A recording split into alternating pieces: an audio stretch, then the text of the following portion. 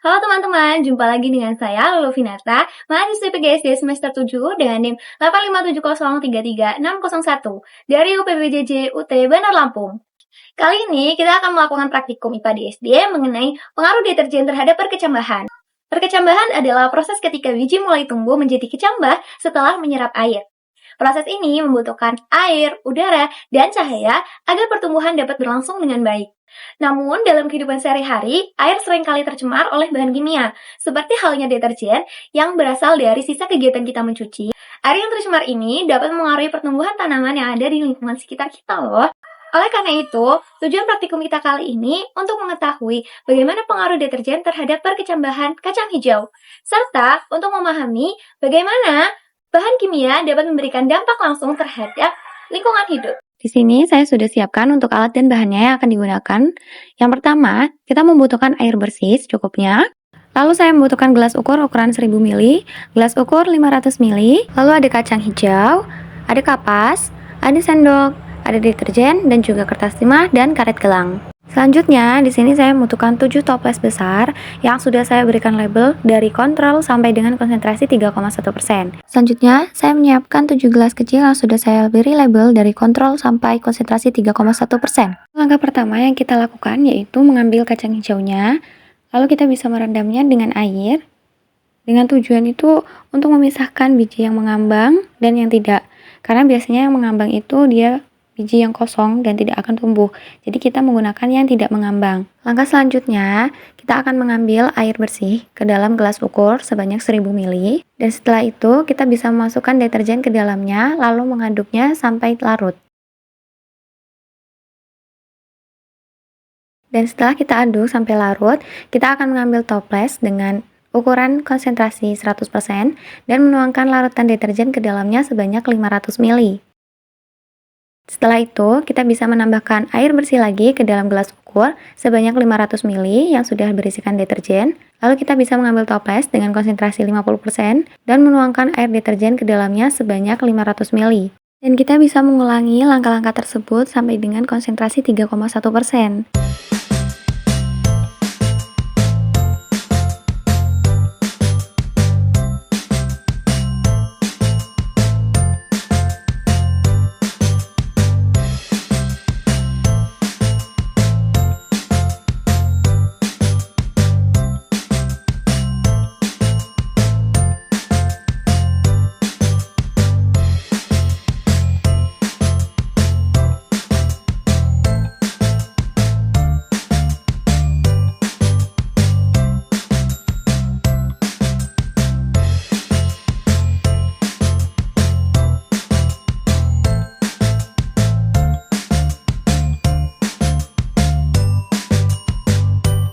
Selanjutnya, kita memasukkan air bersih ke dalam toples kontrol sebanyak 500 ml tanpa ada campuran deterjen sama sekali.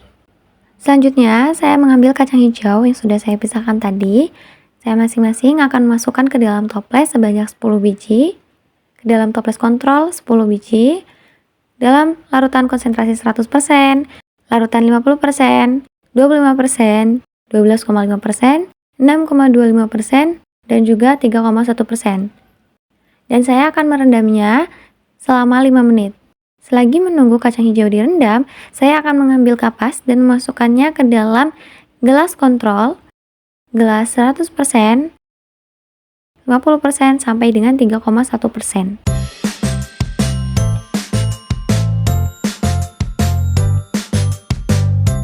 Selanjutnya, saya akan mengambil kacang hijaunya yang ada dalam toples dan masukkannya ke dalam masing-masing gelas sesuai labelnya.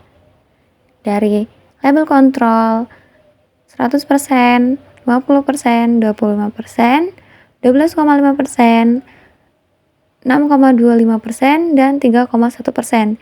Jangan lupa untuk menambahkan sedikit air ke dalam gelas kecilnya.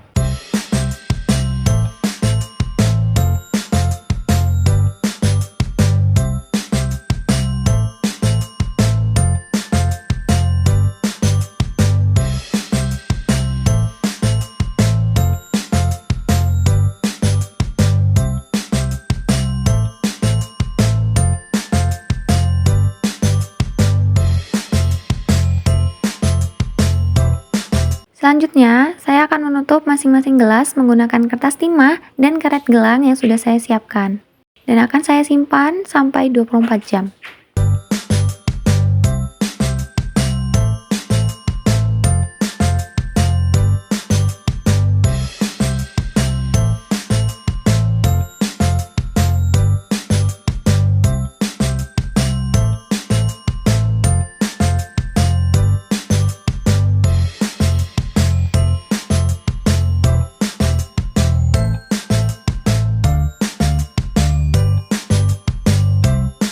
Baik, sudah tertutup semua dari setiap gelasnya, maka akan saya simpan dan tunggu selama 24 jam untuk diamati. Ini sudah 24 jam pertama dan saya akan memulai pengamatan dengan saya membuka masing-masing kertas timah di setiap gelasnya dan saya akan ukur masing-masing kacang hijau yang ada di dalam gelasnya.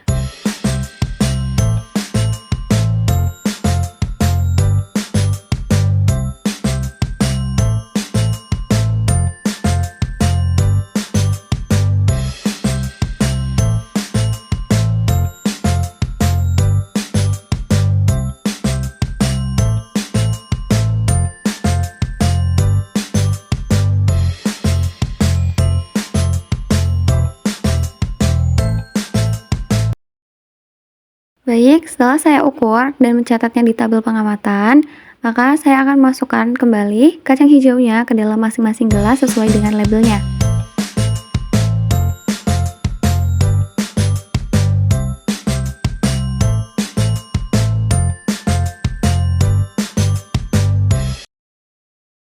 Setelah semua sudah kembali ke dalam gelasnya masing-masing, maka langkah berikutnya saya akan menutup kembali setiap gelasnya menggunakan kertas timah dan karet gelang. Dan selanjutnya akan saya amati untuk 24 jam kedua. Baik, ini sudah 48 jam atau 24 jam kedua. Yang selanjutnya saya akan melakukan pengamatan dan pengukuran kembali. Yang pertama, saya akan membuka masing-masing gelas dari kertas timahnya dan akan saya hitung masing-masing kecambah yang ada di dalamnya dan masukkannya ke dalam tabel pengamatan.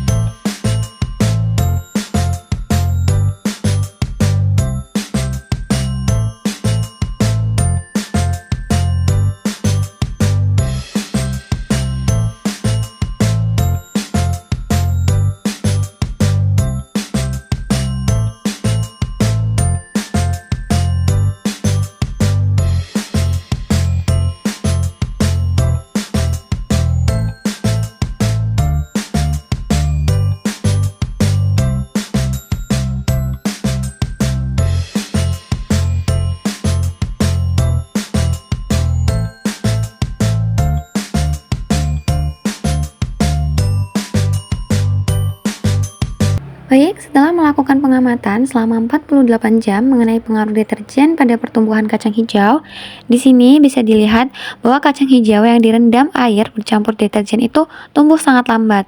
Bahkan ada beberapa yang tidak berkecambah sama sekali. Hal ini terjadi karena deterjen itu merusak lapisan biji dan menghambat penyerapan air, sehingga kecambah sulit tumbuh. Untuk kacang hijau yang direndam dengan air kontrol, dia tumbuh lebih cepat dan juga sehat. Dari batangnya yang mulai memanjang, lalu juga sudah muncul daun. Dari sini, fungsi air kontrol adalah sebagai pembanding untuk melihat bagaimana perbedaan hasil antara biji yang terkena deterjen dan yang tidak. Dengan air kontrol ini, kita jadi tahu bagaimana pertumbuhan normal seharusnya terjadi.